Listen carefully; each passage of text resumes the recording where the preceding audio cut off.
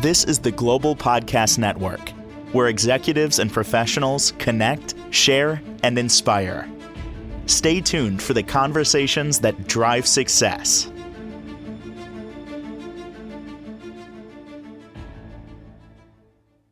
And welcome back, everybody. Love the name of her website. Let's start there because I believe it says everything.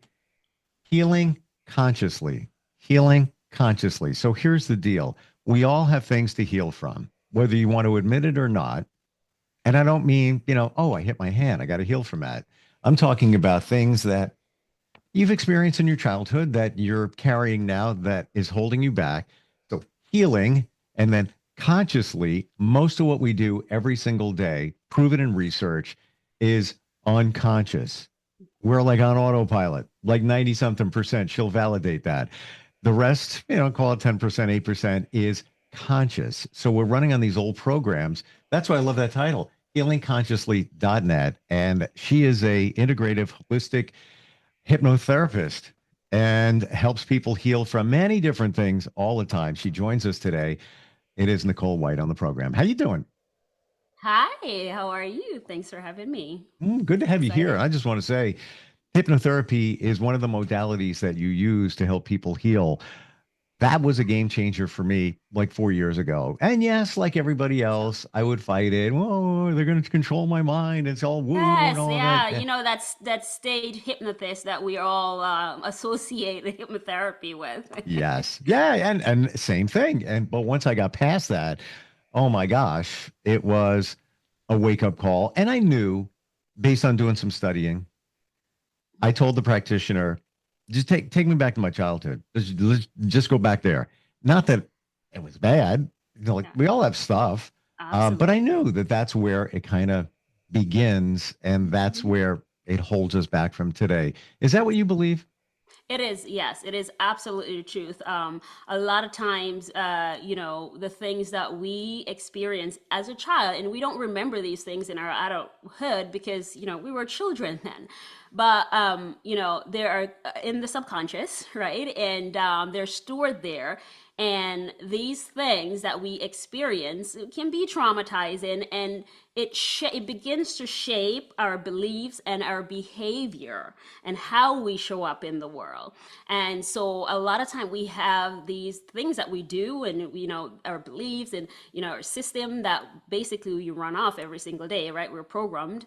And we just, work off these automatic, arbitrary kind of system that we keep running, doing the same things over and over again, expecting different results. And when we do stop to wonder why am I doing this? Why do I feel this way? Then we can get to the bottom of the why, and that lies in the subconscious, those experiences that we had, that it's not in the conscious part of our mind. It's locked down in that unconscious, and we, like I said, behave, and our behaviors and beliefs are shaped based on those old experiences, and a lot of it is trauma, right? And so yeah, it's really getting into that unconscious and opening up that door to let's see what's down there that I'm not aware of. Let's see, what's driving my beliefs and behaviors and habits. It's as if, let's say you run Windows, right? And I got Windows 10. There is Windows 11. I'm still running Windows 10 Pro. It's all good. But this is like we're running Windows 95 in our brains right now. Nobody would ever. It's outdated. It's like these are old programs. Yes. But that's what we're doing, and we're playing them over and over again. Over and over again. So unconsciously, 95%, you actually, you were right. It's 95. We operate 95% of the things that we do. We operate. It's just an operation system. It's a programming that you run subconsciously. 95% of everything we do every day is unconscious. It's weird when I think about that, Necole, because we're having a conversation here, right? So yeah. I think I feel like I'm fully conscious, and we're plugged in, we're connected to each other, we're engaged. But then I wonder, it's like, all right, that's only like 5%. Right. Where's the old stuff that's running in the background? I don't know. I struggle with that. The old stuff that's running in the background, Steve, are the arbitrary things that we do every single day without thinking about it. Let me give you an example. Have you ever gotten in your car and say drive to work, right? The first time you got in your car and take that journey to work, you had to figure out the turns, right? Right turn in this street, and you make this right turn, and you stop at this light, right? There, the step-by-step details of it, you're conscious of it because you're figuring out how to get there. After a period of time, you stop thinking about, all the different turns, and you just basically you get up, you get in your car, and the next thing you know, you're at work. You don't even know how you got there, Yep. but it's because of that programming, right? You taught your body so many times how to do it that now you don't need to think about it anymore. Now it's because your body automatically just goes into the action, and you just start doing it automatically. It's like you get up in the morning, and the first thing most people do is grab their coffee. They roll out of bed, they grab it's a system. It's the things that we do every single day. We don't even thinking about. Then we go into the bathroom, then we brush our teeth, then we get dressed. It's the things that we do every single day to a point where we don't have to think about it anymore. And so we just run that program. Our body knows what to do, so we just do it. We don't think about it. Here's what was the game changer for me. And I heard, and I validated it, that when you go to sleep, the moment just before you fall asleep, and also when you first wake up, you're hypnotized. You are That's a hypnotized. hypnotic state, yes. Wow. Wow. And when you work with somebody, you're not controlling anybody's mind. You're giving us the keys to our mind and the ability to tap into it. But that's it. You're not going to be able to make somebody do something that they would not normally do, right? No quacking like a duck and Yeah. Bark like a dog, lap water bark out of the like a toilet bowl. dog, Yeah, cluck like a chicken. yeah. Yeah. That's the stage stuff that's the stage side of hypnosis. Yeah. And I think it's reasonable that if somebody was open to having fun and goofing around, Mhm. you could suggest that they cluck like a chicken. If they wanted to, then they could and would. But I guess suggest is the biggest word, right? It is. You make So suggestions. in hypnotherapy, we can't make anyone do anything that they don't want to do. So I can't make you bark like a dog, Steve, even though I'd love to hear it. I just can't. You have to allow that. Like I can't make you do that. Gotcha. And that's what a lot of people, I think, need to understand about hypnotherapy. It's not that, oh, don't look into my mind kind of deal. I think it's so cool. As a matter of fact, one session I had a couple of years ago, the practitioner recorded a hypnotherapy, call it session, and sent it to me. It wasn't our Recording. session together. It was just some, that's what she does. 20-minute audio. It's not, I listen to it occasionally with headphones on in bed. I'm not trying to achieve the goal that we initially did, although that's fine.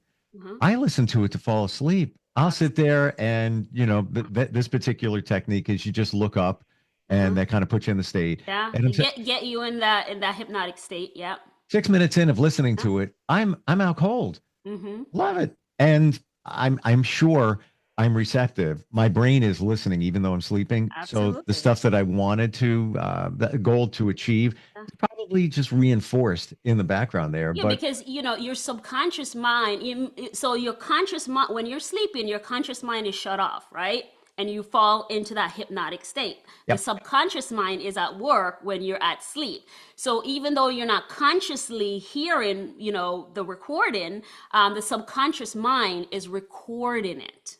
And that's the cool thing about hypnotherapy. That's the whole basis of it right there. We get our clients down into the nice hypnotic state, that's the relaxing state, that state right before you fall off to sleep, right? That's the you can hear what's going on around you. If you need to move, you move if you need to move, but you don't want to because you're so nice and comfortable and relaxed. And yes. so study shows that once you are in that beta state, what it does, it opens that channels to the subconscious mind. So the conscious mind now shuts off, and now the subconscious mind becomes the operator. And in that subconscious state, we're able to give you the hypnotic suggestions for, the things that you're looking to change. Right. And there's so many of them. Lose weight, Yeah. fear of Stop smoke, flying, quit smoking. Yeah. smoking. Yeah, yeah, yeah. Yeah. And I I want to share why it was so impactful when I did it. And it was virtual like we're doing now. Mhm. I felt like I was watching a movie of my childhood. And I will say these aren't scenes that I've never seen before in my mind, Uh-huh. but it was more focused, it was clearer, and there was a moment where the practitioner had me face myself, adult to child, Hmm. and I had to reassure myself, Hmm. like I got your back, you never have to worry, I'm here Absolutely. for you. That child within us, right? We all have that child within us that needs that love and Yeah. reassurance. Yeah. And that was the game changer for me. Yes, it got emotional. I'm not gonna lie.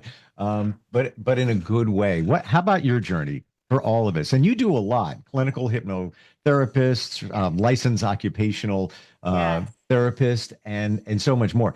How did this start for you, Nicole? So it started, you know, as a child, grow up, I wanted to become a teacher. That was my first, aspiration. I always wanted to become a teacher.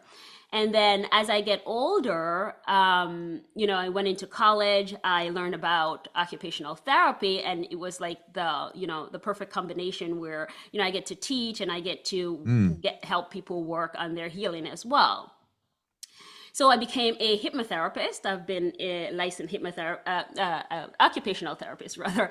I became a licensed occupational therapist. I've worked in nursing and rehab now for over 10 years, working in nursing and rehab. And then while about in the 6th year, I started to realize a pattern that would have these people that would come to rehab, that they would end up, falling, getting into an accident, having a knee replacement, whatever. And they go to the hospital, right? And then so the hospital, once they're off, no longer in that critical state, now will then send them to the nursing and rehab facility for rehabilitation. As an occupational therapist, I help these people to be able to become function again, and we'll get them well, and then they go home. And a lot of times these individuals will go home, or most of the times what I begin to realize and experience in the field was that they would go home and they would fall right back into the same patterns, kind of, where they'd sitting on the couch and becoming a couch potato and eating and gaining all this weight, and then they can't get through their door, or no, they can't, no longer turn the key in the and open their door because they have no muscle tones, or there's so many different things, right? They're amputees, and now they need to be able to retrain the body how to do certain things. They getting dressed, brushing doing little things, getting around your house, all that stuff. So anyway, so they go home and they basically just get lazy and they fall right back into that negative pattern, right? And then they need another hospital visit. Then they go back to the hospital, and the hospital will send them back to rehab. So I begin to notice that pattern, and especially for where I live here in upstate New York, and it was starting to get to me because I got into the field of occupational therapists because I really wanted to make a difference. I want to help people live their life to the fullest, right? And I wasn't seeing that happen in after a while because it became like a cycle, like doing the same things over and over again, expecting different results, right? Right? What do they call that? Insanity. Right. So, I started to notice that pattern, and I didn't like it very much. I began to get very depressed about the whole thing because I just feel like I was not making the difference that I really truly wanted to make. And so I began to think about, well, how do you really truly get people to change, right? How do you get people to change the negative habits, the behaviors that they're exhibiting, right? So that was my thought process. And I think, I really begin to think about this deeply, because it was deeply concerning for me.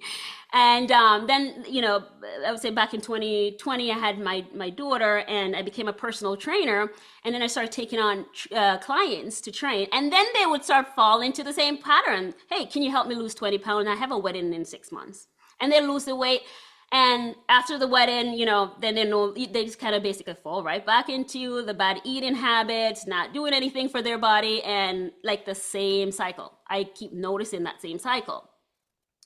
And then I now begin to think even more deeper. But, aside from all that, I had like a lot of, this is when I was going through my toxic marriage, and, there was a lot of trauma that was going on with me. So I was doing a lot of spiritual work, a lot of deep introspection, if you will.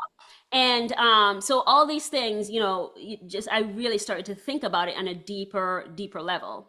I had a lot of health issue based on, all the things the trauma, the toxicity that I was experiencing at the time. And I wanted to figure out how to heal myself, how to heal my body with food. And so I became a integrative health and nutrition practitioner. And wow. I learned, and I had a lot of autoimmune related issues. And that was a lot of it was based on the stress of the toxic relationship that I was in. And so I learned to heal my body, and I did. And with that, I combined that with the personal training, and I was really helping people, but I was continuing to notice that pattern. And, I guess I could say that I went on a whole spiritual journey where, I really started to think deeply about the purpose of life, why we're here, what is my purpose here? What am I here for? And so that really sent me on a whole spiritual journey. This is when I came across Joe Dispenza and Eckhart Tolle, and Joe Dispenza at some point had mentioned hypnotherapy.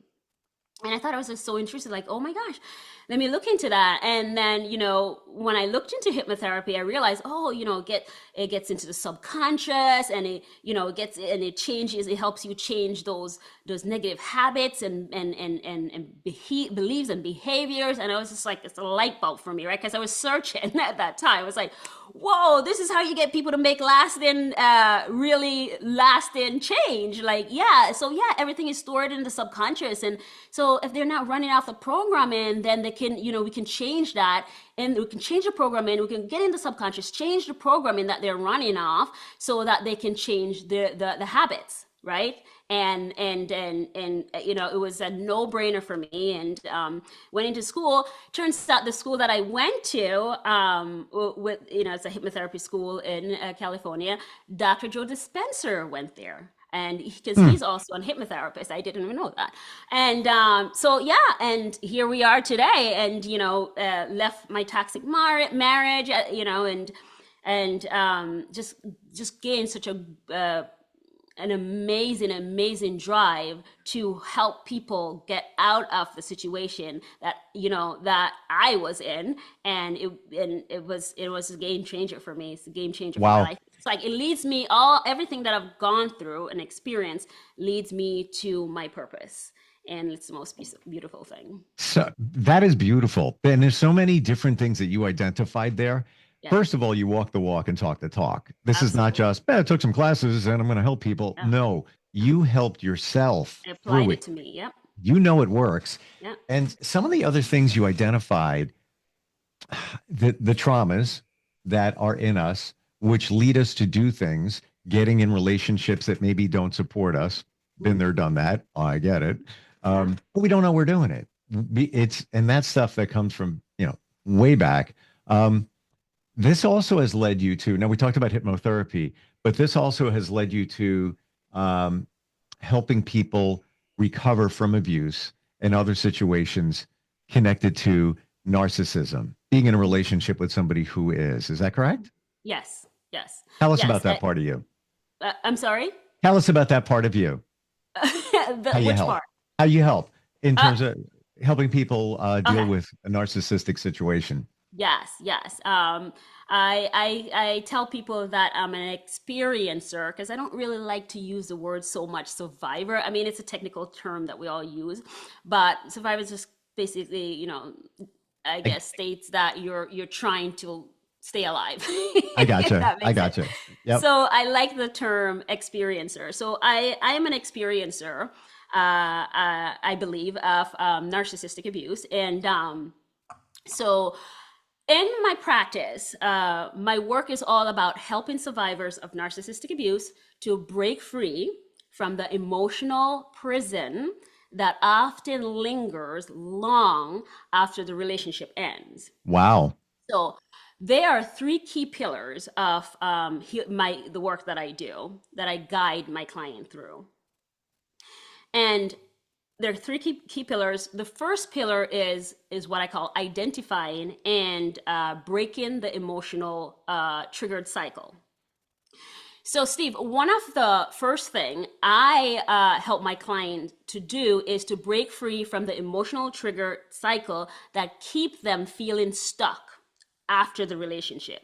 So, after narcissistic abuse, many survivors find themselves constantly reacting, whether it's anxiety, fear, guilt, or even self doubt. They don't always understand why they keep, even though they're no longer in that fight and flight state, in the immediate danger, in the trauma, in the relationship, they keep practicing the same behaviors, right? That as if they were still in the relationship, or what we call the fight and flight.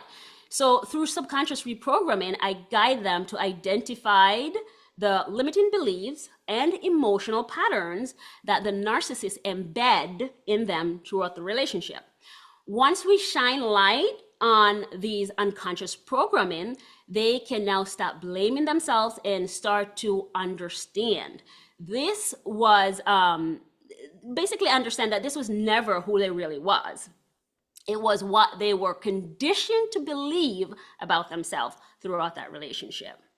I never considered it in that way. Yes, our childhood and situations within, and they could be the most minimal little tiny things, but you um, experience stuff as a kid and then you take that with you. Then in life, you deal with different situations and relationships. And yeah, we've got scars, we got wounds, from relationships that didn't support.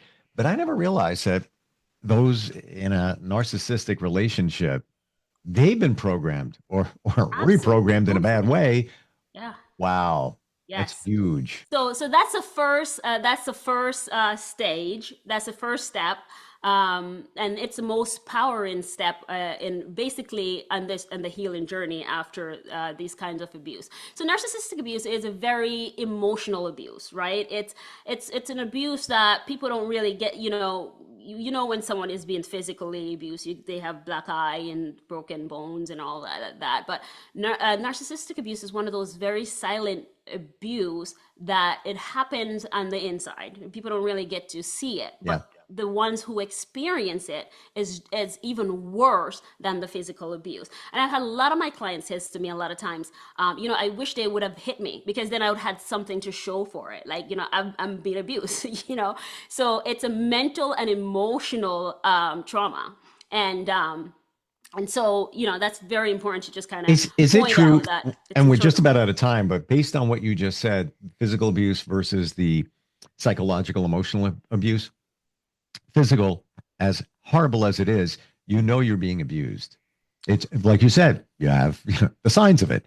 Yeah. When it's narcissistic abuse, if you will, do you have many people don't even realize that they're being abused because they've been conditioned to It to is. believe Yeah. that this is the way it is.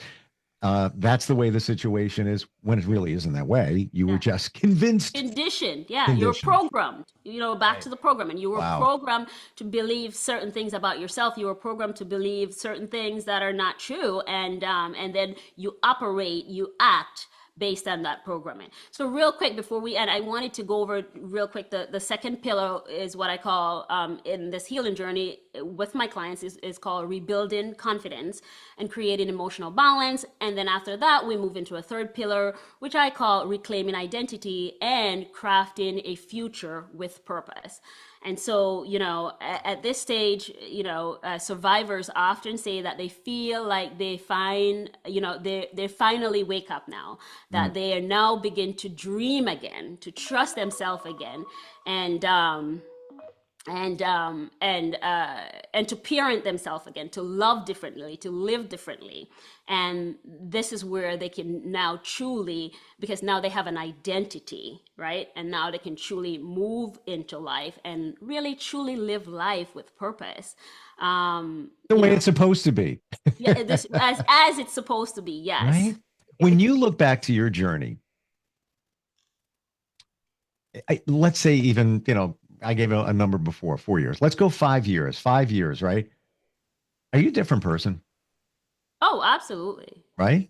Yeah, you're Right? not the same person. Yeah. Yeah. But doesn't it feel good once you've identified what's going on, what was going on, all of this? It's like, it's almost as you came out of the fog and you look back at, there's a wall of fog there and you're like, oh my gosh, I was in that. Yeah, No wonder I didn't know. What was that? Exactly. Exactly. You see life for what it really is. So one of my favorite quote is by Albert Einstein, and he says, "We cannot solve our problems with the same thinking we use to create them." And I love that so much, Steve, because this speaks deeply to the core of my work and my belief in my practice. I help people to break free from that old pattern, the limiting beliefs, right? And just basically break free and get out of the toxicity of it all. Yes.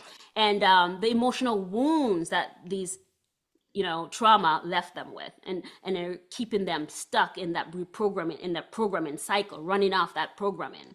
So we must become conscious of the unconscious beliefs, behaviors, and emotions that are shaping our life and that are driving us. True transformation, I believe, begins when we become conscious of our unconscious beliefs, behaviors, and emotion.